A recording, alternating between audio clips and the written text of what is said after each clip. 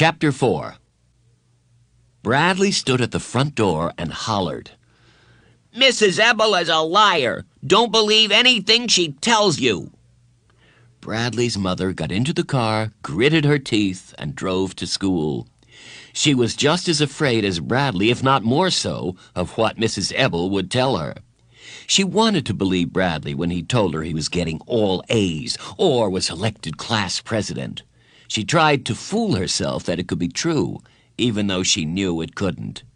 She knew her son, and she knew Mrs. Ebel wouldn't take the trouble to call her on the phone if everything were really as wonderful as Bradley said it was. Still, she hoped. She opened the door to Bradley's classroom. No one was there. "Hello," she called out timidly. She looked around. There was a bulletin board covered with A papers. She looked from one paper to another and hoped with all her heart that she'd see one with Bradley's name on it. She didn't. In the back corner of the room, she saw a chart that listed the name of every student in the class. Next to each name was a row of gold stars. Next to Bradley Chalkers, there were no stars. "Mrs. Chalkers?" Startled, she turned around to see Mrs. Ebel. "Oh, you scared me," she said, then smiled. Mrs. Ebel didn't smile. Mrs. Chalkers sat at a chair next to the teacher's desk and bravely listened as Mrs. Ebel told her about Bradley. There was nothing Mrs. Ebel said that she didn't already know. Still, it hurt to hear it.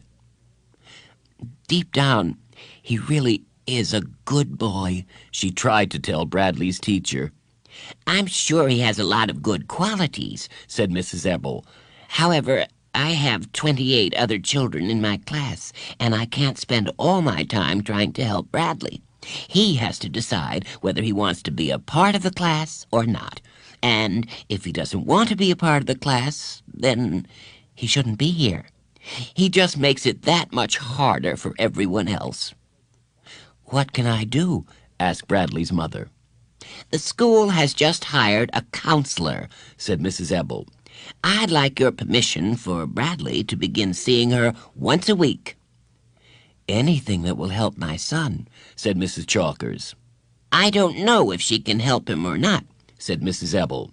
"Bradley has a very serious behavior problem. If he doesn't show improvement soon, more drastic measures will have to be taken."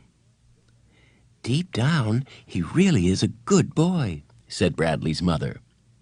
"Well, let's go meet the counselor," said Mrs. Ebel. She led Bradley's mother down the halls to the counselor's office. The door was open, but no one was there. Bradley's mother stepped into the room.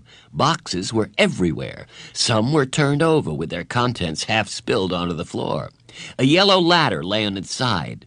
In the center of the room was a round table surrounded by chairs, but the table and chairs were covered with papers and boxes and games and books. There was hardly room for Bradley's mother and teacher to stand. "She's just moving in," Mrs. Ebel explained. "I'm sure she'll have it cleaned up by tomorrow." Mrs. Chalkers shrugged.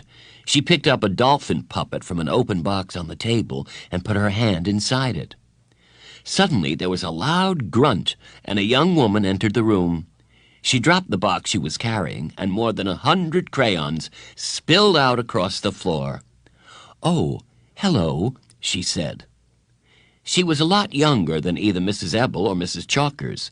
She wore blue jeans and a red T-shirt with rock and roll written across it in light blue letters. She had light brown hair, almost blonde, and clear blue eyes.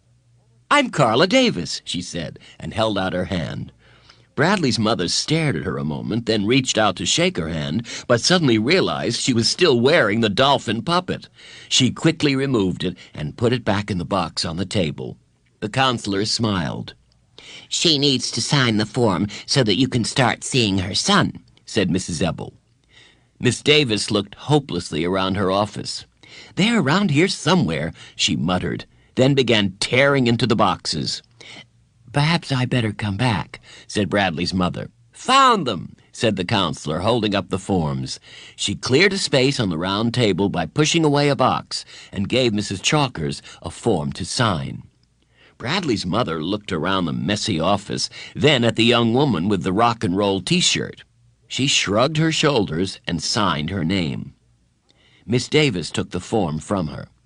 "Oh, you're Bradley Chalkers' mother." Mrs. Chalkers nodded.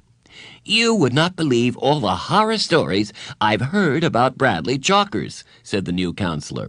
"I've been here less than 3 hours, but it seems like every teacher in the school has dropped by to warn me about him." "Deep down, he really is," Bradley's mother started to say. "I can't wait to meet him," the counselor interrupted. "He sounds charming, just delightful."